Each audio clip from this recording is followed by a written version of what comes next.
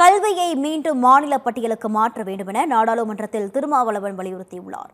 விடுதலை சிறுத்தைகள் கட்சி தலைவரும் நாடாளுமன்ற உறுப்பினருமான திருமாவளவன் மக்களவையில் நேற்று உரையாற்றினார். அப்போது பேசிய அவர் நுழைவுத் தேர்வுகளை மாநிலங்களே நடத்த அனுமதிக்க வேண்டும் என்றும் வலியுறுத்தினார்.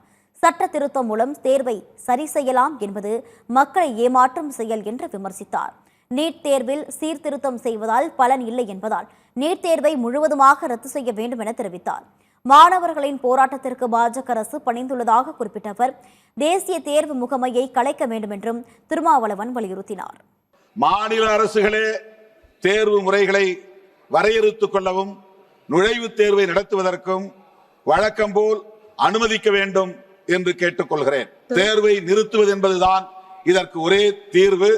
தமிழ்நாட்டுக்கு மட்டுமல்ல, அனைத்திந்திய அளவில் அனைத்து மாநிலங்களும் தனிப்பட்ட முறையில் நுழைவுத் தேர்வை நடத்துவதற்கு அனுமதிக்க வேண்டும். அதற்கு ஒரே தேர்வு கல்வியை மீண்டும் ஒத்திசைவு பட்டியலில் இருந்து மாநில அதிகார பட்டியலுக்கு மாற்ற வேண்டும்.